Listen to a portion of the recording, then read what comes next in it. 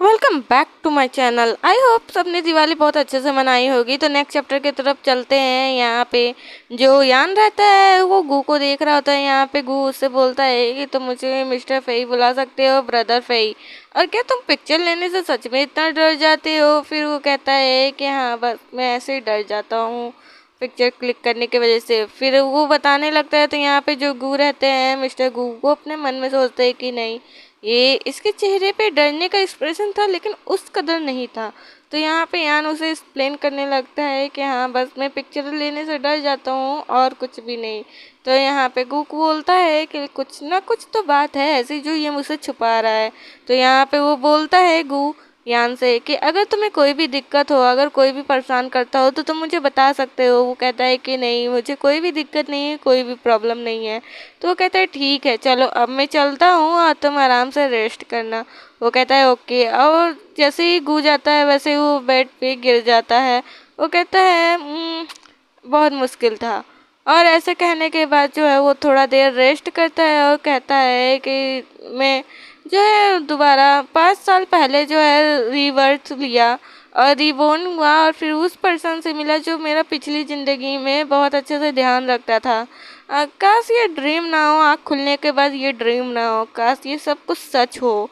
और ऐसे कह रहा होता है। नेक्स्ट सीन में हमें गू को दिखाया जाता है जो अपने वर्क एरिया में बैठकर ड्रॉ को जब ओपन करता है तो उसमें से एक पिक्चर, चाइल्ड होल्ड की मतलब एक पिक्चर निकलती है जिसमें 2 लोगों की पिक्चर होती है। ये होता है हमारा गू और ये होता है हमारा यान। और यान को देख रहा होता है, मतलब ये दोनों का बचपन का ही कोई रिश्ता है। तो ये हमें आगे के चैप्टर में बहुत जल्द ही पता चलेगा। अगू उसे देखकर स्माइल करता है और काफ़ी काफ़ी खुश रहता है उस पिक्चर को देखकर। और यहाँ पे हमारा जो यान रहता है वो सावर ले रहा होता है, तभी उसके डोर पे नॉक होता है। तो वो कहता है मैं आ रहा हूँ, और फिर वो डोर खोलने जाता है और फिर कहता है मिस्टर गू। और जब वो देखता है मिस्टर गू को तो वो शॉक हो जाता है। जो मिस्टर गू रहते हैं वो कुछ लेकर आए रहते हैं और उसकी जो बॉडी रहती है रिवील हो रही होती है यहाँ पे। और यान की पूरी नज़र उसकी बॉडी पे जाती है। वो इतनी अट्रैक्टिव लग रही होती है कि वो बिल्कुल ब्लश हो जाता है। अपने फेस को टर्न करते हुए कहता है हाँ हाँ मिस्टर फेई ब्रदर। और फिर अपने मन में बहुत ज़्यादा डरते हुए और साय फील करते हुए कहता है इनकी बॉडी सच में बहुत अट्रैक्टिव है, इतनी परफेक्ट बॉडी हो कैसे सकती है। और यहाँ पे जो गू रहता है वो कहता है तुम्हें क्या खांसी आ रही है? वैसे मैं ये जो है गर्म दूध लेकर आया हूँ, अगर तुम इसे पियोगे तो फिर जो है तुम्हें अच्छी नींद आएगी। तो वो अपने नज़र को झुकाते हुए दूध ले लेता है, मिल्क ले लेता है। तभी उसके हाथ की इंजरी दिख जाती है मिस्टर गू को।